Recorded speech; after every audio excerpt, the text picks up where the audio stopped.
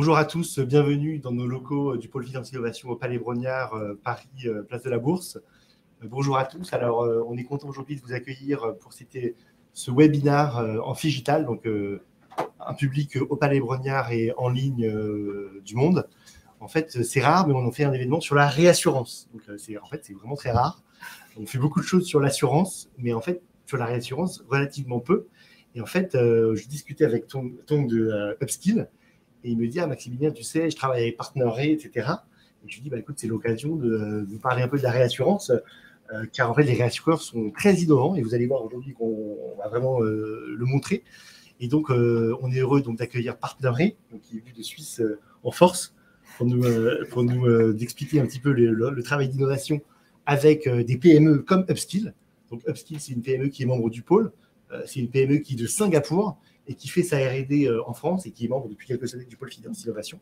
Donc, on est heureux d'avoir une PME singapourienne qui, en plus, travaille avec PartnerRe au sein du pôle Finance Innovation.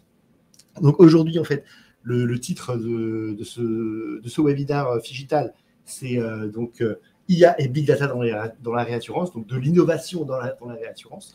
Donc, on va parler à la fois de la transformation digitale des réassureurs et la façon dont les réassureurs s'appuient sur des sociétés innovantes comme Upskill pour justement travailler sur leur transformation digitale. Donc, pour parler de ça aujourd'hui, on va écouter Antoine Fleury, le Head of Internal Consulting de PartnerRe. Ensuite, on écoutera Suzanne Gladinger, la Chief Transformation Officer de PartnerRe. Ensuite, Alexis Iglower, le Head of Analytics and Technology de PartnerRe. Ensuite, Van Do, la CEO de Upskill. Et Tong Tran sera là aussi pour répondre aux questions sur tout ce qui est IA, intelligence cognitive et sur tous les sujets techniques dont on va parler maintenant. Donc, on va laisser la parole à nos orateurs. Ensuite, il y aura une session de questions que je commencerai en posant des questions aux orateurs. Et ensuite, la salle aura la parole. Le chat aussi, n'hésitez pas. En général, ça marche bien sur le chat. On a pas mal de questions sur le chat. Donc, n'hésitez pas aussi à poser vos questions. Donc, on aura deux interventions en anglais, l'intervention de Suzanne et de Alexis, et deux interventions en français, donc Antoine et Van Anne. Voilà, donc je laisse la parole à Antoine et merci beaucoup à PartnerRe de votre présence ici à Paris. Et à vous, Antoine, de vous écouter. Merci. C'est bon? Alors, très bien, merci beaucoup pour l'invitation et puis pour l'organisation à Upskill et Finance Innovation. Donc, on est très content d'avoir fait le voyage du coup de Suisse pour venir parler d'IA et de Big Data dans la réassurance et plus globalement d'innovation. Alors moi, je vais commencer par parler de l'équipe. En tant que Head of Internal Consulting, je vais parler du consulting interne dans la réassurance, parce que c'est quelque chose qui se développe de plus en plus, mais qui est relativement nouveau. Donc c'est une équipe, l'équipe de consulting interne chez PartnerRe, c'est une équipe qui a été mise en place, on a commencé à la mettre en place il y a à peu près 3 ans. Et l'idée de cette équipe, en fait, c'est de permettre d'avoir de l'agilité au niveau du fonctionnement de l'introduction de l'innovation dans les processus de l'entreprise. Et pour ce faire, créer justement un pôle, donc l'équipe de consulting interne, qui soit complètement autonome, qui soit rattaché donc au CEO Office pour avoir un agenda opérationnel donc restreint évidemment, et de travailler pour des clients internes. Alors, notre manière de fonctionner, elle se définit par des actions, donc des cas, on est sur du consulting, donc des cas qui se déroulent de 3 à 5 mois. Et l'idée, c'est que l'on travaille pour un client interne. Donc, le client interne, il est généralement donc, dans le comité exécutif, c'est notre sponsor, qui va venir nous voir avec une problématique. Et le but, ça va être, donc pendant ces 3 à 5 mois, de évidemment scoper la demande, de mapper le problème et de voir de quoi il en retourne. Et après ces 3 à 5 mois, le but, ça va être de livrer donc, différents types de livrables qui vont dépendre de la mission. Donc, par exemple, sur des missions où on va avoir un problème de process, on va faire très souvent du prototypage, et puis on va livrer un prototype et on va dire, voilà, au client interne, ça c'est le prototype qui devrait répondre aux besoins. Évidemment, ce prototype, comme on a la chance d'être une équipe de consulting interne, on le fait en fonction de ce qu'on peut faire avec l'environnement IT de l'entreprise. Donc voilà, ça c'est un exemple. Ou alors, on va être dans des mission, des assignments de soutien à une stratégie, de plutôt compliance. Donc là, on va travailler sur de la reformulation ou de la définition de nouveaux process. Et là, le livrable, donc justement, ce sera un nouveau process, on n'aura pas de prototypage. On va aussi avoir des cas où le client interne va venir avec une demande qui parfois va être au-delà finalement des compétences ou qui va requérir d'allonger cette période de 3 à 5 mois. Et donc là, à la fin de l'assignment, la recommandation, ça va être peut-être de poursuivre vers une autre étude de cas, un autre assignment. Et ça, de proche en proche, l'idée, c'est d'être capable d'avoir un pôle de ressources, donc l'équipe de consulting interne, qui va être mobilisable à tout moment et toujours en off-plan. Et ça permet d'avoir justement une agilité très grande, puisque finalement, on a plein de problèmes ou plein d'opportunités d'affaires qui apparaissent au fur et à mesure de l'année. Et ça n'a pas été rentré dans le budget IT de l'année dernière. Donc, si on gardait les systèmes conventionnels où on devrait faire d'abord peut-être quelques slides de présentation, le mettre dans le budget et puis attendre ensuite que ce soit mis en place, on perdrait énormément de temps. Et puis surtout, on perdrait cette notion de fail smart que j'aime beaucoup, qui est d'être capable en 3 mois, peut-être qu'on va avoir des idées, mais peut-être qu'elles ne vont pas aboutir. Et en 3 mois, on sait justement si la direction qui évolue est la bonne ou pas. Et grâce à ça, ça permet de sauver énormément de temps. Donc voilà à peu près comment fonctionne l'équipe de consulting interne. Alors maintenant, comment est-ce qu'elle s'intègre dans l'entreprise? Alors elle s'intègre, comme je disais, donc aussi Office, mais elle s'intègre avec le but, c'est ne pas être attaché à l'IT, parce qu'on fait des missions qui n'ont parfois rien à voir avec l'IT, donc on n'est pas une équipe IT. On n'est pas non plus une équipe business, même si parfois on travaille avec le business sur des thématiques business, mais on est un facilitateur qui va permettre de faire une analyse d'un besoin, qui va permettre d'augmenter une productivité ou d'être plus efficace, et de mettre en rapport une solution. Alors cette solution, ça va être soit, comme je disais, le prototype, soit ça va être une recommandation d'aller voir un système sur l'étagère, et ça très souvent, donc c'est aller voir le Head of Innovation en IT qui, lui, va avoir les ressources suffisantes pour dire voilà ce qui existe sur le marché, on peut acheter ça, ça va résoudre ou pas le besoin. Ou alors, ça va être aussi d'aller faire du co-développement, discuter notamment avec des fintechs pour savoir ce qui est fait sur le marché et savoir comment on peut intégrer ça dans une solution pour l'entreprise. Donc voilà à peu près ce que j'avais à dire sur le conseil interne et puis son rôle dans l'innovation. Alors, l'innovation de rupture, puisque très souvent, quand on commence à travailler sur un projet, étant donné qu'on a le sponsorship, notre client interne étant au comité exécutif, on a le sponsorship d'un senior exécutif, ça permet très souvent d'aller plus loin et d'avoir des résultats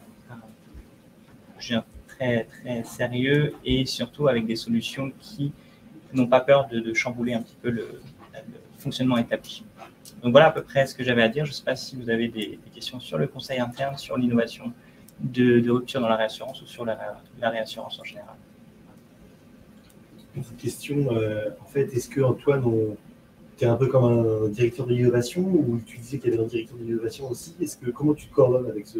Non, alors l'idée c'est que donc il y a un Head of Innovation qui est à l'IT, puisque l'idée c'est que tout ce qui va être innovation technologique va être sous l'ownership, sous la propriété de l'IT. C'est l'IT qui est le faire valoir parce que ça va être les propriétaires à long terme, ceux qui maintiennent l'environnement, ceux qui connaissent l'environnement, ceux qui savent, qui ont aussi une stratégie produit, une stratégie de système à intégrer. Donc ça reste chez eux. Par contre, moi, quand je vais travailler, ou un des consultants va travailler sur une thématique qui va requérir d'intégrer un système, donc quand je dis Head of Innovation, j'englobe tous les systèmes IT, pas forcément les process. Et quand la question va être d'intégrer un système, là, et c'est vraiment un des points critiques, mais c'est plus, on va dire, technique en termes de consulting interne, ça va être d'être capable de s'aligner et de synchroniser à la semaine près avec l'IT pour être sûr que tout ce qu'on fournit comme recommandation ou tout ce qu'on intègre dans le prototype est, on va dire, en accord avec le Head of Innovation et là où il veut aller. Parce que lui, il va avoir un plan sur plusieurs années. On parle aussi, avec le consulting interne, j'aime beaucoup parler de transformation opérationnelle. Et là, en fait, on va être un complément, on va être une équipe d'impact. à les stratégies mises en place, notamment par Suzanne, par les exécutives, sur une stratégie à long terme de transformation. Donc voilà, c'est pour ça qu'on est, pour revenir à la question, donc on est vraiment distinct du Head of Innovation. On va écouter maintenant Suzanne. About the Russian initiative. Yes, thank you very much for inviting me. Sorry to do this in English, but you do not want to listen to my French, believe me. I would like to give you just here, maybe, yeah, to just like to give you a little bit what this Rüschlikon initiative is doing. Rüschlikon is actually a small town close to Zurich, so that's just happened to start there. But it's actually something that I'm very passionate about. I believe that we can make our life much easier with things that are already there, that we just need to put in the right space. And this is actually what Rüschlikon initiative is doing. About 14 years ago, the main brokers in non-life, so non-life business runs via 3-4 large brokers. So those were present, plus the big reinsurers in non-life. They got together and started to build this initiative. And then decided, okay, let's make sure we can actually use the new technologies to make us more efficient and more effective. And they have now since then actually driven the standards for electronic message exchange. It might be interesting to understand that actually we started not with, if you look at the reinsurance value chain where you have placement of data, placement of contracts, then you have accounts, you have claims, you have payments. We did not start at the placement of the contract, but we started actually with accounting and claims. The reason for that is that the number of volumes of data that you exchange, because accounts you exchange in many countries on a monthly basis, claims you maybe even exchange daily, and contracts you do once a year, so simply the volume is much smaller. In addition, if you consider the ease of technology, it was much simpler to actually define almost a one-way connection. So the sender provides the account or the claim information, and the broker or reinsurers accepts or say, oh no, that's not correct, and then you go back and actually redo the same. So only in 2016, that's the current version that we're actually working on at the moment, only in 2016, the two-way communication was established. And that was the basis then for the placing data. So the last 3 to 4 years, a team has actually started to define the standard for the e-placing data. If you consider how we are organized, it's very important for this initiative to be a market initiative that is run from the market for the market. So you have actually the reinsurers or insurers and brokers all at the table. They're sitting together and they're looking at the data and they're defining what is needed and what is needed at what point in time. Because the accounting and claims have started much earlier and e-placing only later, we have actually set up 2 different streams of development. One really on the placing, which is just rather new, and the other on the accounting and claims is much more advanced. And also you have many different expertise, so I'm not sure that all the accountants would understand all the placements or vice versa. So actually it makes it easier to have the right resources at the right space. The idea is then that you actually have a steering committee, and the steering committee's responsibility is to make sure that actually the stakeholders are involved. It's not always easy to convince in-house that this is the right initiative and that you actually need to invest in digitalization and connecting with your peers, with your clients. Then you have a big business implementation group, which actually works on these standards. Standards are then defined as XML formats. Those XML documents, the whole documentation is actually handled through OCOR. OCOR is a non-profit organization which is supporting us.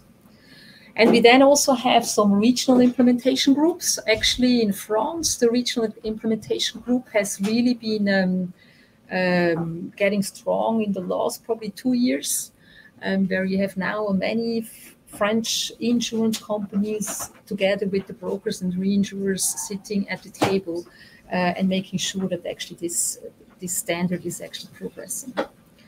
In general, it's really the participants that also provide those resources. So you have first hands-on people that are looking at the standard, going through that, discussing it, going back and forth. It's not easy, believe me. We all look at the world a little bit different. So in general, what do? We then actually create these implementation packages. So you can get the documentation on the data standard, you get the documentation on the process protocol. It's important to know when I can expect what and what the other party expects from me. You can have actually templates, you can have a test environment. There is a test environment set up where you can play each role. So if I'm a reinsurer, I can actually test with a fake broker or a fake direct client or so, or I can test the opposite. And then actually also there is like available documentation in different languages. And that's really possible because we are actually, it's a market initiative. I think that's where I personally think it's very important that we have those, like the different players in the market there. And actually with that also the service providers or the different vendors come into play. So anytime when we are ready with the standard, we make sure we actually reach out to the different vendors and that they're on the platform, that we can rely on them and they can rely that their systems can integrate with the in-house systems of the insurers, brokers, or reinsurers. I don't think I need to convince you about the benefits. I think you all know about the benefits of the standardization and digitalization. I think what our experience was, and what actually we can see in all the different case studies that are provided in the Rüschlikon community, it's not just that we speed up the process. I mean, if you consider before, actually someone's maybe even sending a fax or a CD to someone else is typing it, you go to the next person. So that's just a process that takes forever. Now you actually clear cash, you clear claims within the space of hours, days. And that's just, in my opinion, it's just, we have to go there. But to me, the other important thing actually also was that you have a business expert, an accountant, that has to talk to an IT person. And an IT person that actually needs to understand the account, the claim. So for me, the whole initiative does not just provide the standard, it also creates a much closer working relationship across the functions within the company. The business expert has to become a little bit more technical, the technical person a bit more business. And the other nice side effect is actually that you're closely working with your counterpart, the broker, the client, you actually exchange data with.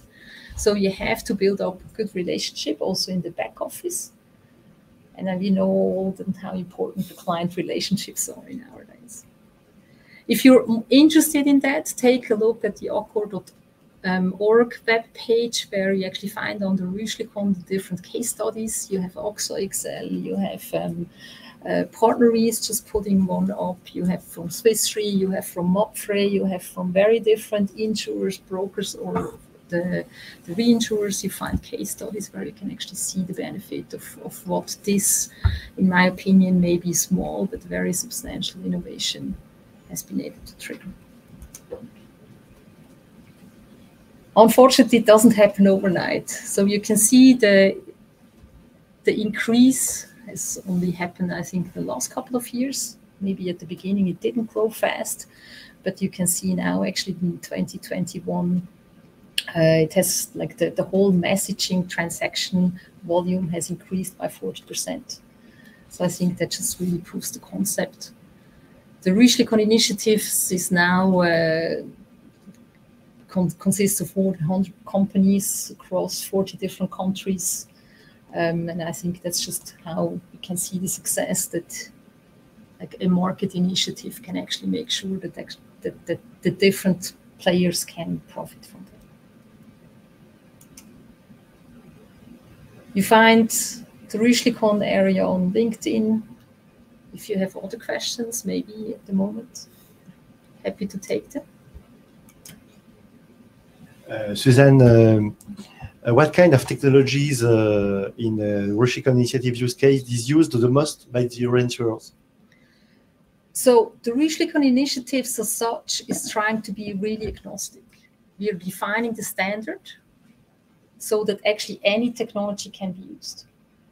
What we have is we have providers that use either like the gateway technologies that so they can be integrated. There are blockchain technology around using the standard, but the idea really is that we do not want to dictate the technology to anyone. We actually want to make sure that whatever technologies the market players use, they can use the standard and they can then communicate.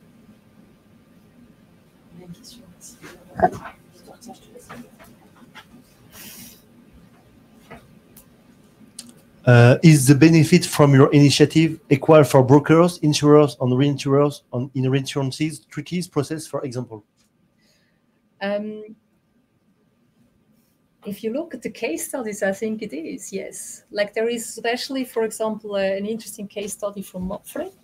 They have been advancing, and that's the insurance side, where they just can show how, how much more efficient they provide the information and actually receive the cash back or the payments back.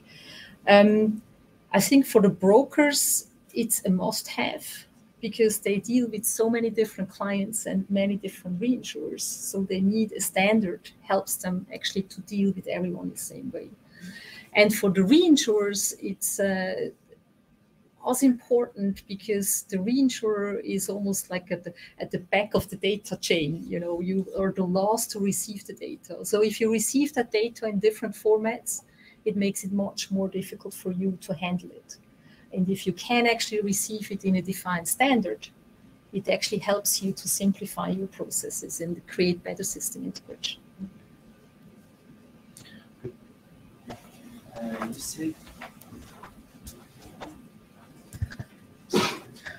You said that you use blockchain technology.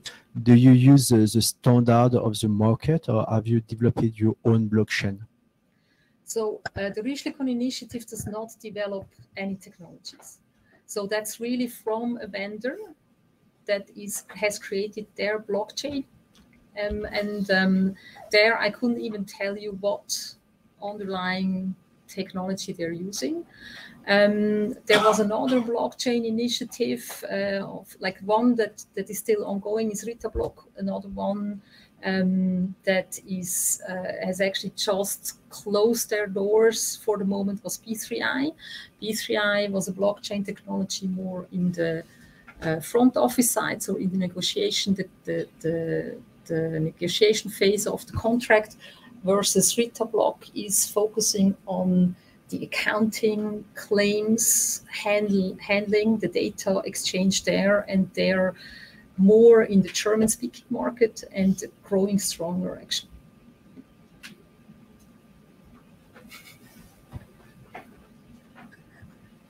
So I understand that you're all about defining the standard, right? And you're agnostic in terms of vendors and applications. But is there one particular vendor that you're most excited about, or that makes you say, okay, this is where we really see the impact in terms of business for either a reinsurer or an insurer that our standard can deliver?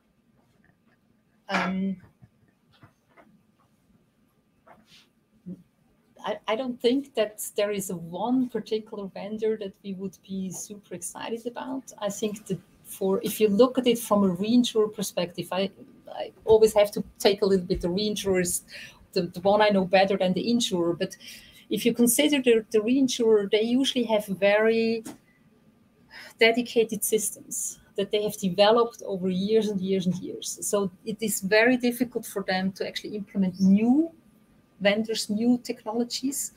But if we have a standard and we know we can actually hook those technologies up and we can hook to those vendors easily, that makes it much more convenient and much more ready to go to actually implement with a different vendor.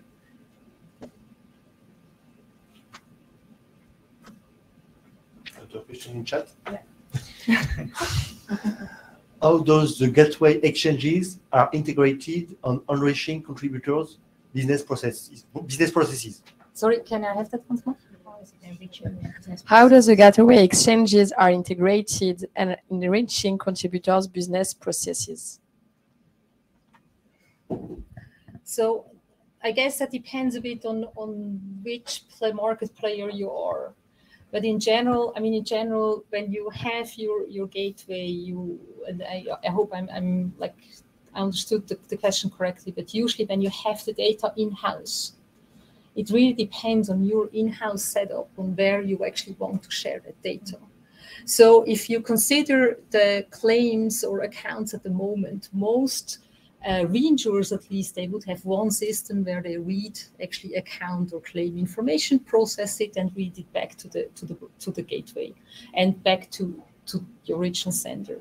That's a bit more complicated if you start to talk about contracts, because of course your underwriting system wants to know about the data, your pricing system wants to know about data, your probably accumulation system wants to know about the data. So that becomes a little bit more difficult. But it also means that actually, because you work with the gateway with the standard, you can then actually set up your systems in a convenient way. I hope that was the question that I answered. We will listen, Alexis, about from raw data to enriched results. Thank you, and thanks also for the invite to come and speak today. Perhaps it's useful if I start with a quick explanation of life and health reinsurance in the first place. So as the name says, reinsurance means we are a B2B company which insures the insurance company themselves. And life and health business is very, very broad. The main categories in there are pure mortality business. So this is insuring an individual for a payment if they should pass away within a period of time. There is what we call morbidity business, which is around critical illness, disability, and so on. So it's an impact on the human body, but it is not death. And then the flip side of mortality is longevity, which is a slightly different risk, but it's the same idea. And here you keep paying while somebody is alive. This is typically reinsuring pension portfolios, and so on. And the reasons insurers come to us are multiple. The one is it might just purely be capacity. I have a large risk. Can you help me cover it? This is very close to how non-life reinsurance often works. But a lot of it also comes in with, we want to innovate in an area and we would like some support from the reinsurer, some technical support, some advice, some analytics, which will help them develop a better product. And the reinsurer will then reinsure that product as part of the quid pro quo developing it. And there can also be reasons around balance sheet management, risk management overall. But where analytics particularly sits is around this: how can we better serve the ultimate client of the insurer? Because that is ultimately where the value chain begins, is with the individual who would like to buy insurance, has not yet necessarily even bought it, but would like to buy. And then comes linking to the comment which Susan made, which is the reinsurer tends to sit at the very end of the data chain. So we are by nature actually relatively data poor as a life reinsurance industry. So we need to work really hard on getting data and then turning it into something value added. But once we have this data, there's a huge range of areas where this value add can occur. And that goes all the way across the insurance value chain. It starts with, who are the people who potentially would like to buy insurance? Can we price them without asking them yet about their insurance needs, because we can pre-approve someone, because we know that they have a life event and their insurance need has changed, and we can make the purchase process smoother by saying, here is the premium we would charge you if you would be prepared to take up this offer. Once somebody has reached out to an insurance company to say, I'd like to be insured, can we smooth the process of selling them life insurance so that they do not need to go to a doctor, they do not need to get blood tests done, they do not need to fill in onerous forms? And that can come from understanding the underlying risk potentially through public information, understanding the risk through information which that individual is prepared to give us, and adding in risk which maybe third parties hold about that individual. And this is where so I'd like to put a key component here. Use of data is becoming more and more complicated. It's becoming more and more complicated due to regulatory requirements like GDPR. And I, as an individual, welcome the GDPR. This is a very, very important piece of legislation which keeps us all safer, makes businesses' life a bit harder, but also the ethical questions around it. If there is a model which sucks people's data off Facebook, which has a 60% probability of being wrong, should you use that model? My opinion, probably not. But the temptation is there to say, with this, we can so much more easily sell insurance. And that's where the value add comes in. The value add is not just in writing more premium, writing more profit. The value add comes in of tending to the social ecosystem of an insurance company.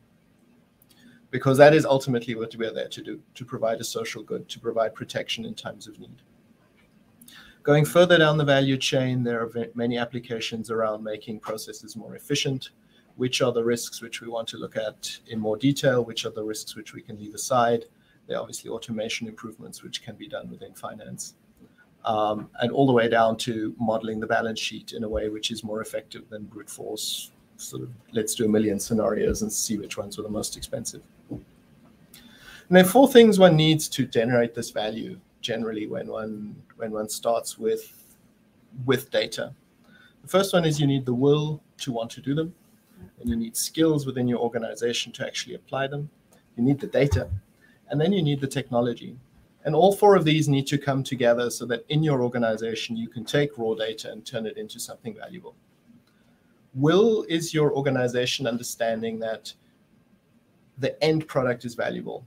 If we are able to better transfer data to our brokers and clients, then we will make efficiency gains on expenses, and we are able to analyze more.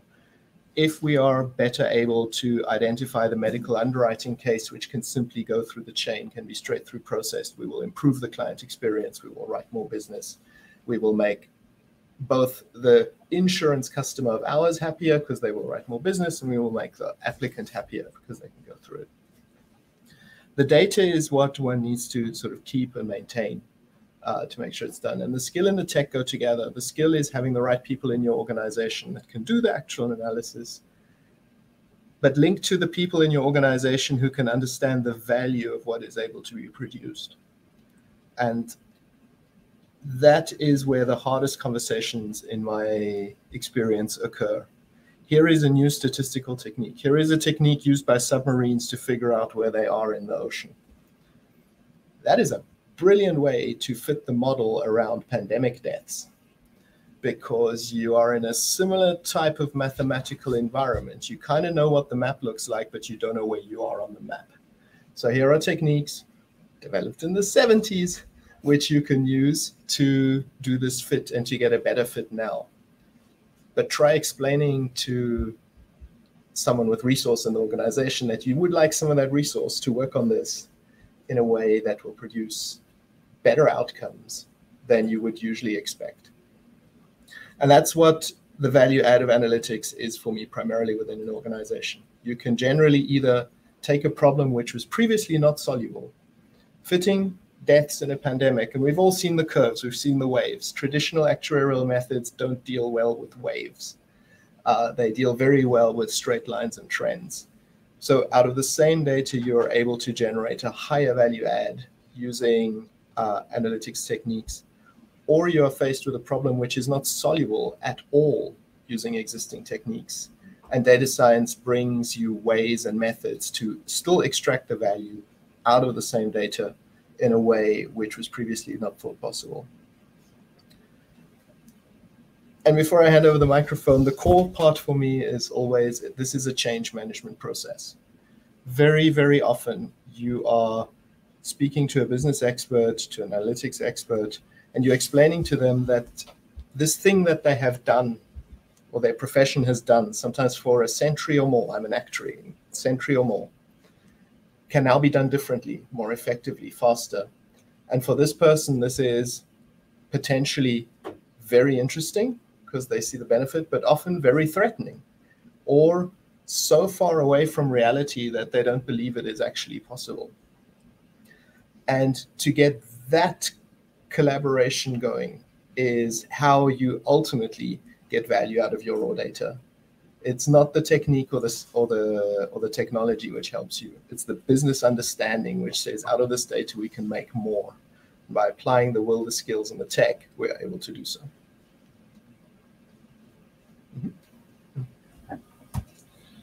Alexis, how do you manage collaboration between actuaries and data scientists? Are actuaries reluctant to cooperate with the data scientists with the new models?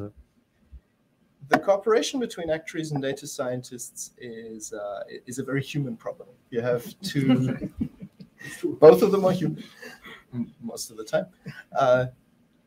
But it is at the core of driving this transformation within an insurance company. And there it's really hard to generalize, and I think it's dangerous to generalize. You need to be thinking about the individual at the other side of the table from you. Where are they, so that you can take them by the hand at that point in their journey and bring you along. One thing I've really noticed over the last few years is how there are a few really basic things which it's worthwhile to explain at the very beginning when you put actuaries and data scientists into a group together to solve a problem. Actuaries, for example, in general, actuarial training teaches you very fixed models. The models are so fixed, you don't even actually think about them. Who in life insurance really thinks about the fact that there's a binomial process underlying it, which has been approximated with a Poisson, which works because QXs are lower?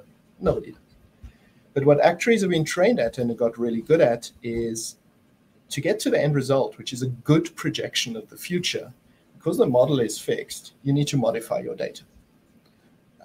Classic non-life example, anybody here has dealt with non-life, chain ladder triangle.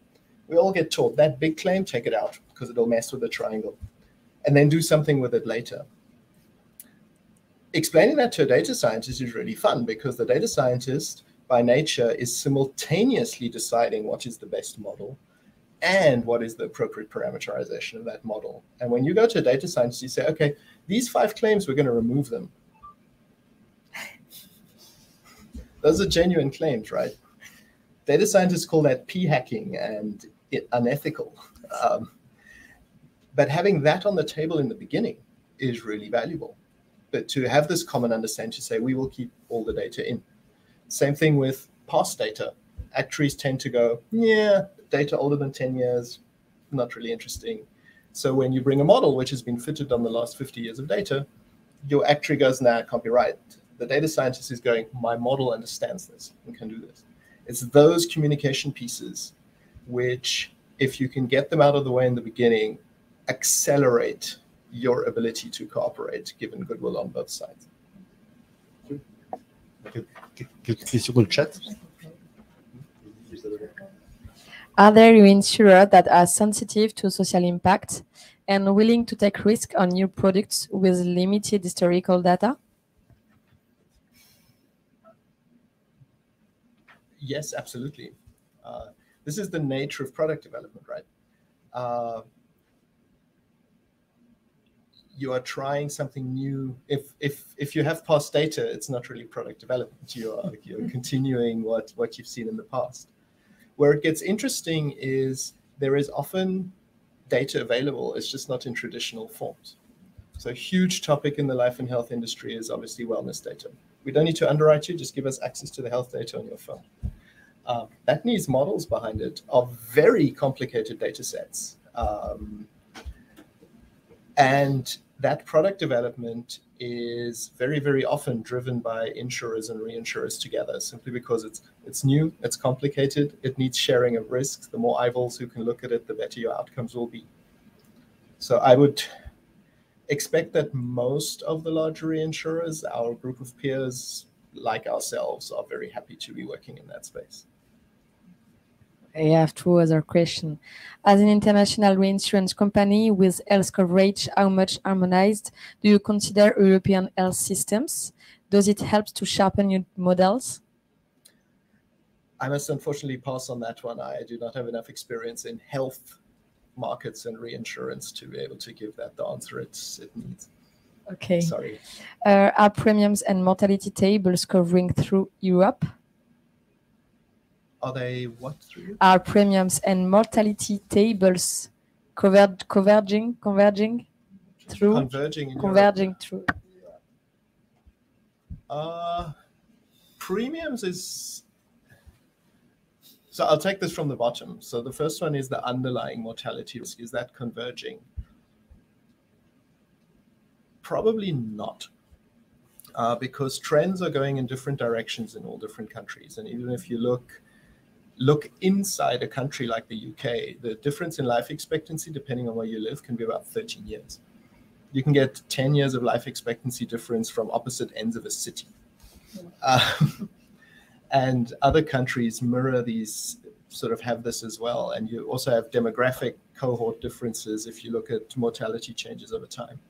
So I do not expect mortality to converge in any material way. I don't even expect mortality trends to converge in any material way across countries. That's the risk part. Premiums? That's somebody else's problem in so many ways, because that's what the insurer ultimately charges their end client in each market. And that's sort of looking at it as someone with economics training, I can't see that occurring either.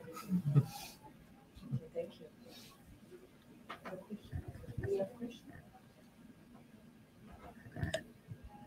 Question dans la salle? On va passer maintenant à Van Anne. Bonsoir à tous. Je viens d'arriver de Singapour il y a 2 jours et je suis très contente d'être là. J'ai découvert le nouveau format Figital grâce à cette conférence. Donc, merci de m'avoir invité pour parler d'un sujet qui me passionne. C'est les nouvelles technologies ou les technologies innovantes et leur impact sur l'organisation et l'impact sur les experts et l'humain. Donc, pour faire court, je vous propose de vous inviter en voyage, dans un voyage dans le temps. Donc, je vous invite à fermer les yeux un instant, très rapidement, et imaginer demain. D'accord? Ce soir, on va passer un début de soirée ensemble, on va boire un coup, on va discuter et échanger les idées. Vous avez bien dormi et demain matin, vous arrivez au bureau, tout sera changé.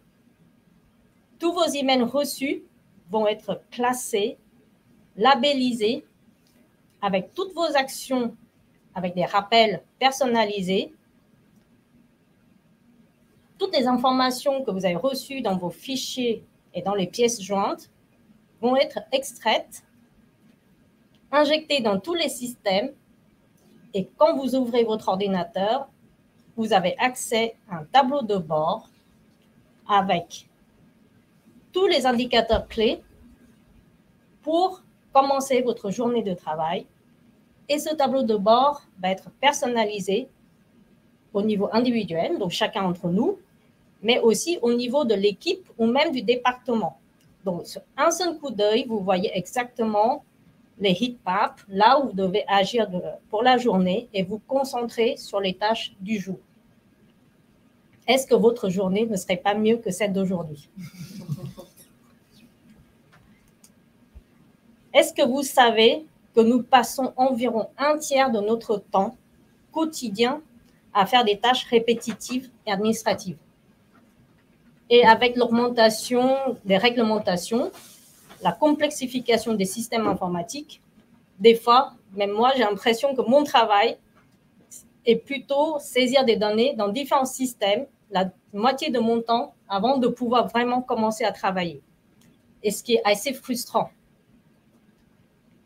Imaginez ce que nous pourrions faire avec ce tiers de temps. On pourrait consacrer ce temps-là à un travail beaucoup plus qualitatif, beaucoup plus de réflexion, établir des relations avec nos collègues, la collaboration entre les équipes, mais aussi avec nos clients, et mieux comprendre, mieux développer nos compétences. C'est là où les technologies cognitives vont pouvoir prendre le relais. dont souvent on pense que les technologies cognitives vont remplacer l'humain. Mais en fait, les technologies cognitives ont plutôt pour objectif de venir nous suppléer.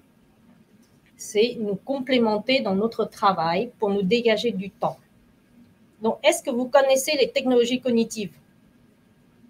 Oui, non? Donc, la plupart d'entre nous avons entendu parler de Natural Language Processing, OCR, Big Data, Machine Learning. Et en fait, les technologies cognitives, c'est un peu l'ensemble de toutes ces technologies et elles ont pour objectif de répliquer le travail ou le raisonnement humain et elles permettent de faire les tâches que seuls les humains pouvaient faire. Donc, par exemple, le traitement de texte, le traitement du langage naturel permet de comprendre le texte écrit ou à l'oral. La reconnaissance optique des caractères permet d'extraire les données des images, du scan, des documents, et la machine learning, la classification de ces données-là, vous permettent de les traiter et améliorer votre process, selon un standard, comme Suzanne a bien indiqué. Ces nouvelles technologies vont nous permettre de taper sur le potentiel des données non structurées. Parce que pourquoi c'était difficile d'automatiser ou de complémenter ces tâches? Parce que 80 à 90% des données dont nous avons accès sont non structurées. Très difficile pour un ordinateur de comprendre et de les traiter. Avec les technologies cognitives, nous pouvons taper dans ce potentiel et vraiment automatiser le plus possible pour nous permettre de dégager du temps. Donc, chez UpSkills, nous avons implémenté des solutions innovantes pour nos clients qui leur permet d'extraire des données, mais aussi faire de l'anomaly detection, la classification des données contextuelles, les data scientists. Et si nous prenons le cas de UExtract, par un exemple de Underwriter, notre plateforme UExtract permet d'extraire les données des dossiers et clés et de les mettre dans des systèmes pour qu'un underwriter puisse accepter ou rejeter un risque. Là où un souscripteur passait environ une demi-journée par dossier, UExtract permet d'extraire les données très rapidement et l'underwriter a juste à vérifier les données extraites, qui lui permet aussi de comparer les clauses des contrats avec les clauses standards, accepter et rejeter le dossier en un seul clic. Si vous transposez ça à la value chain dans la réassurance ou même dans d'autres industries, à la gestion du risque, à la gestion des contrats juridiques ou aux appels d'offres industriels, imaginez l'effet multiplicateur de ce gain de temps. Sans compter la réduction des erreurs de saisie de données et aussi nous permettons d'automatiser pour mettre les données dans des plateformes standardisées et avoir une meilleure collaboration au sein d'une même organisation et au sein même d'un secteur ou d'une industrie parce que tout le monde aura les données dans le même format et tout le monde aura accès à ces données standardisées.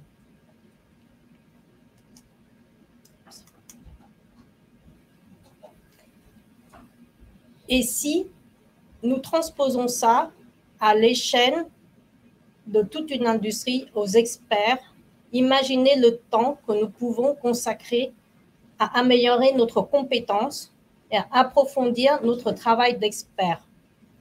Ces technologies-là n'ont pas vocation à nous remplacer, nous humains, mais par contre, les organisations doivent mettre en place ces technologies de façon responsable avec du discernement, parce qu'il est déjà arrivé dans certaines banques qui ont implémenté les automatisations pour remplacer les hommes et les femmes et les experts. Et du coup, la conduite du changement a été très, très chaotique parce qu'on n'a pas eu le buy-in de toute l'organisation.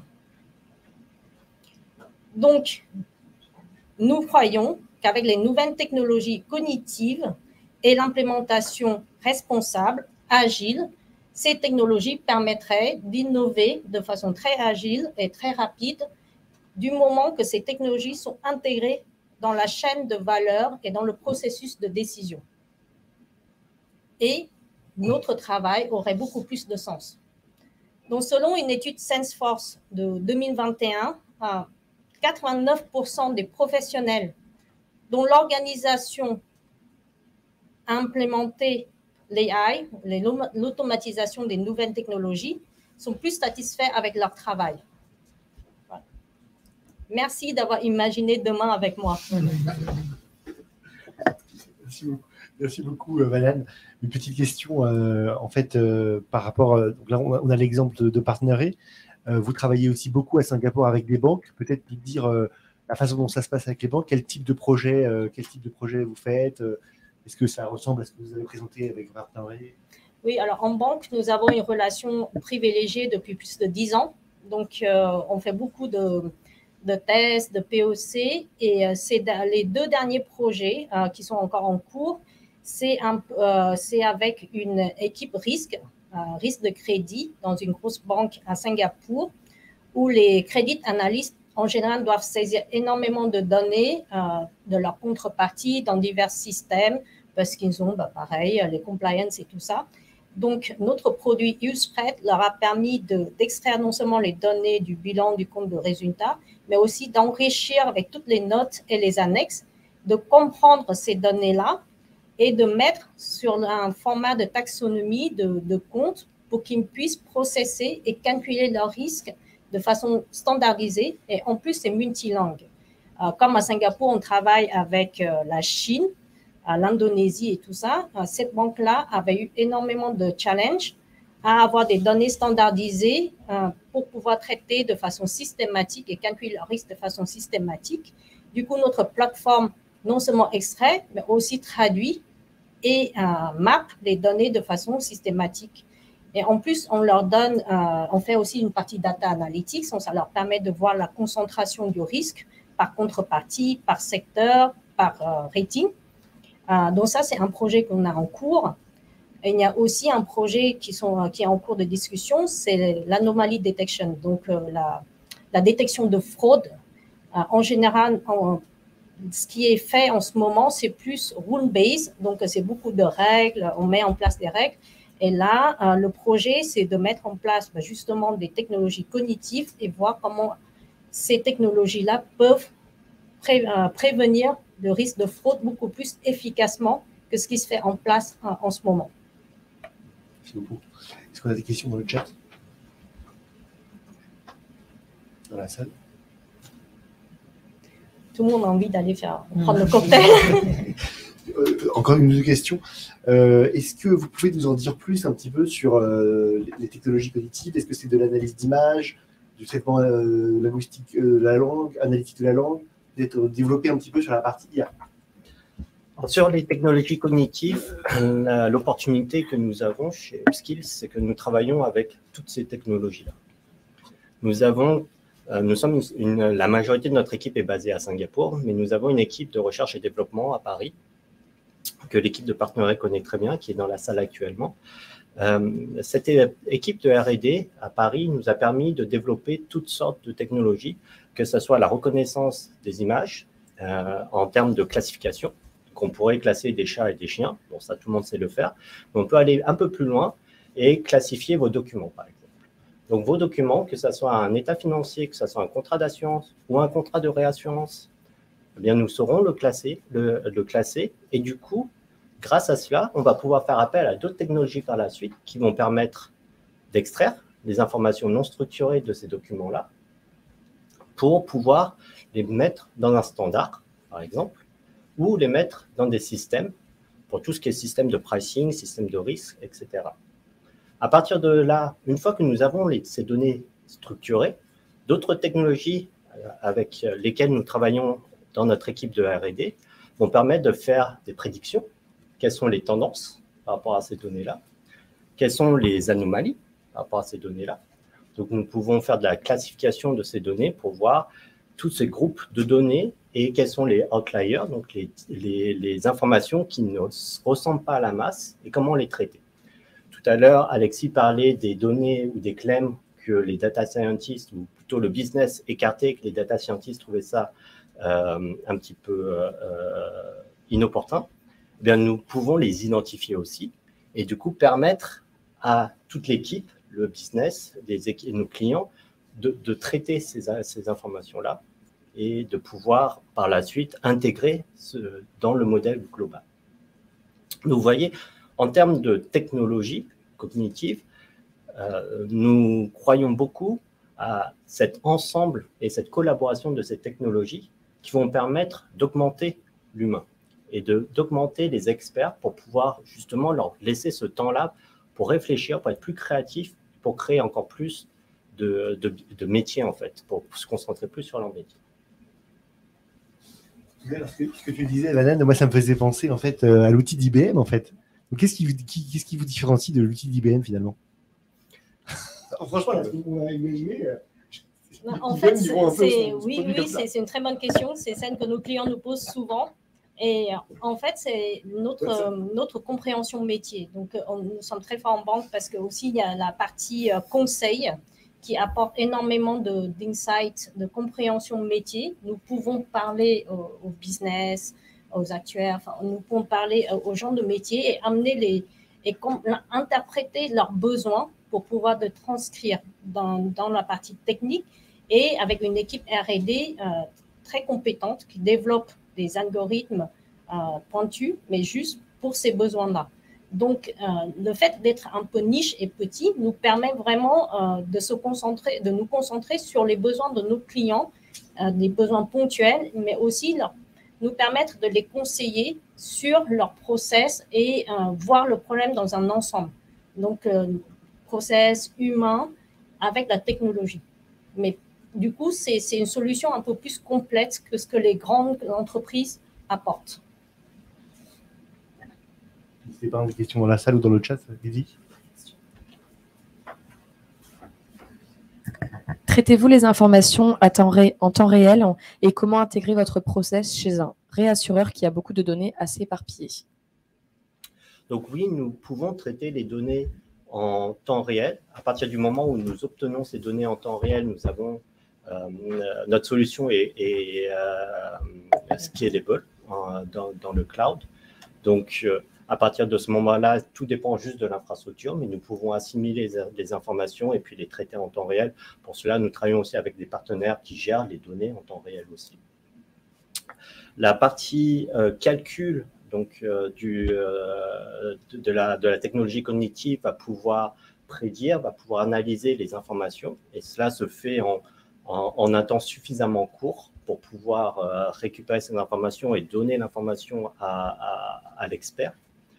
Et sur la partie training, par exemple, donc là, cette partie training va prendre un tout petit peu plus de temps. Donc, ce ne sera pas du temps réel sur cette partie training, mais nous allons pouvoir mettre à jour les algorithmes de manière très, très rapide. Donc, en général, c'est toutes les semaines, nous allons pouvoir avoir un nouveau calibrage de la machine pour pouvoir avoir des nouvelles données qui rentrent dans le système. Donc, à ce niveau-là, la technologie va pouvoir s'adapter très vite dans un monde qui bouge assez vite. Et, pardon, juste pour finir sur la deuxième partie de la question, donc sur les données éparpillées, l'avantage que nous avons, c'est que nous savons traiter des données non structurées. Donc, comme je vous ai parlé juste avant de tout type de documents, nous sommes capables de prendre tout type de données dans n'importe quel contexte. Et l'avantage compétitif, c'est de pouvoir comprendre le contexte de ces données-là, d'extraire l'information dont nous avons besoin et pour pouvoir ensuite les structurer et les mettre à disposition de l'expert par la suite.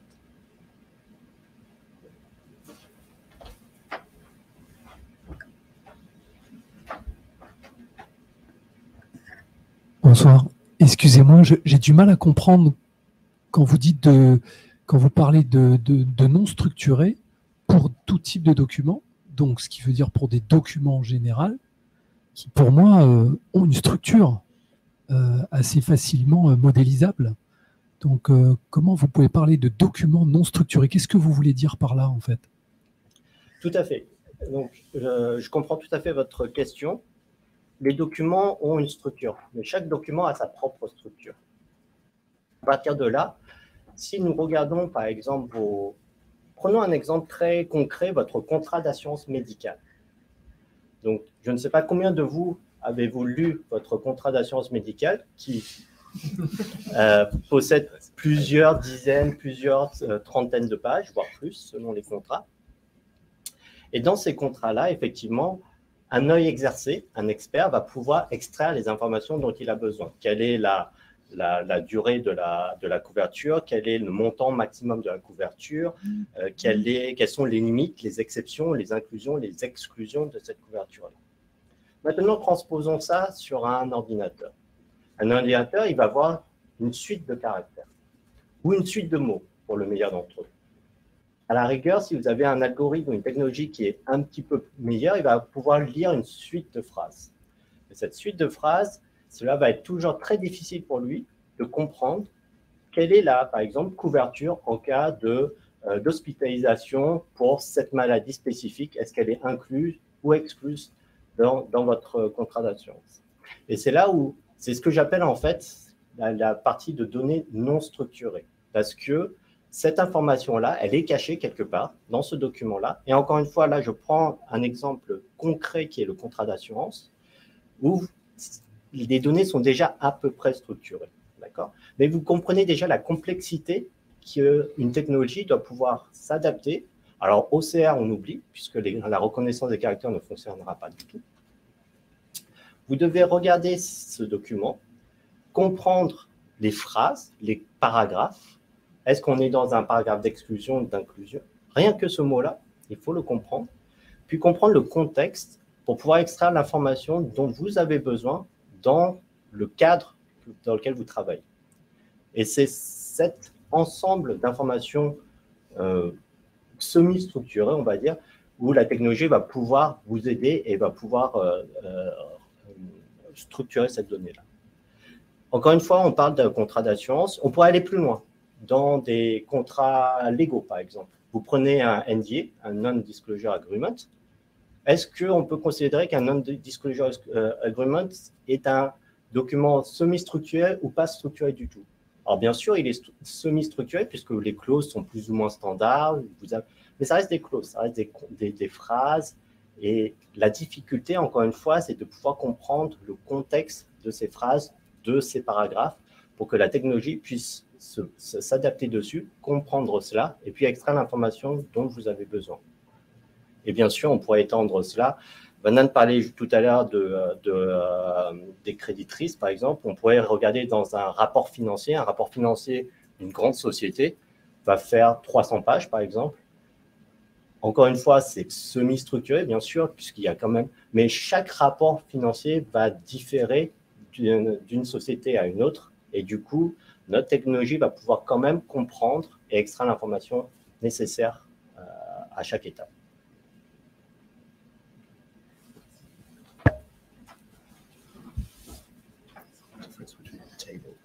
Vous parliez de training et que votre modèle pouvait s'entraîner régulièrement.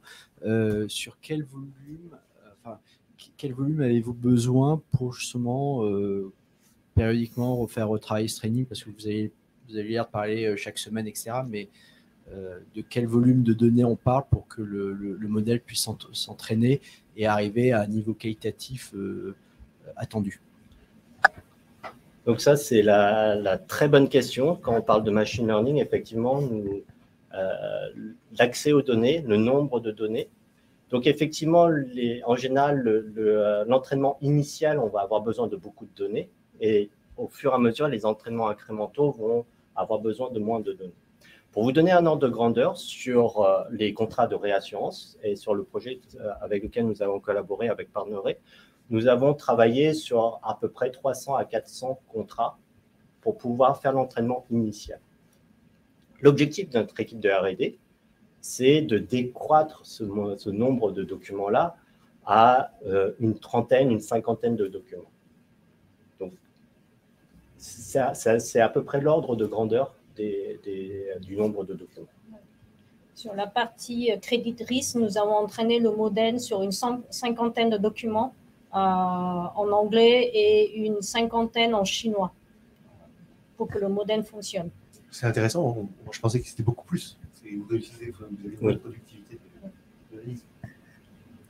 Oui, effectivement, ça se compte en dizaines ou en centaines. Donc là, on a réussi à pousser les modèles pour pouvoir arriver à ce niveau de précision avec, on va dire, peu de données. Oui. Par quel système interagit votre système avec le système de votre client? API, cloud, où sont les données? C'est une excellente question.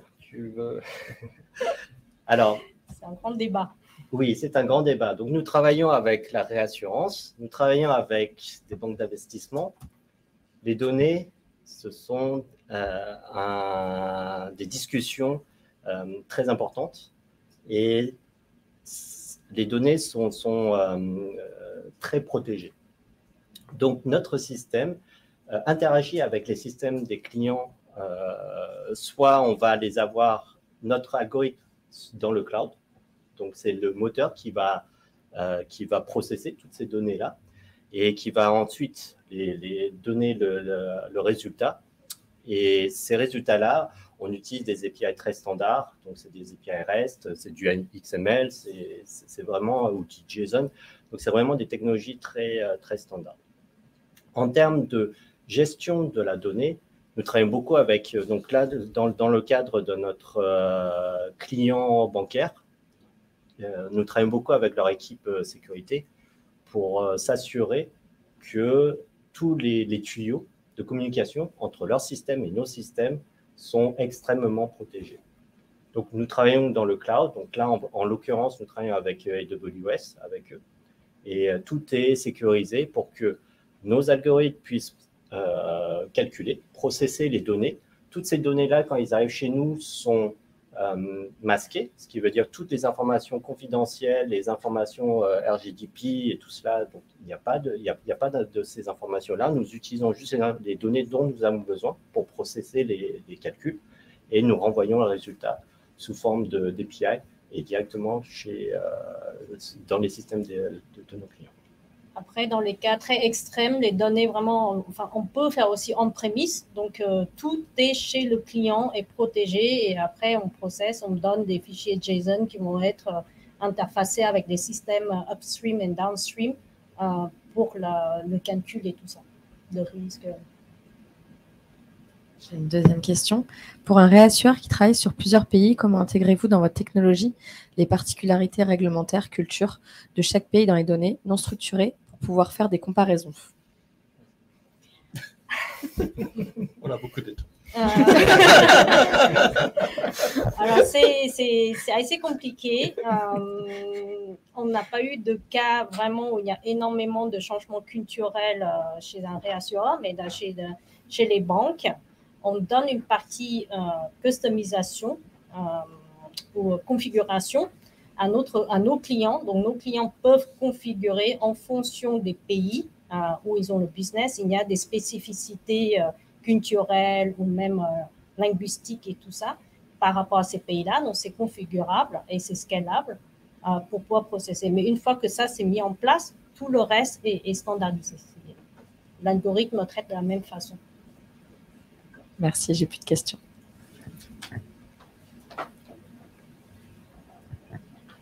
Des questions dans la salle?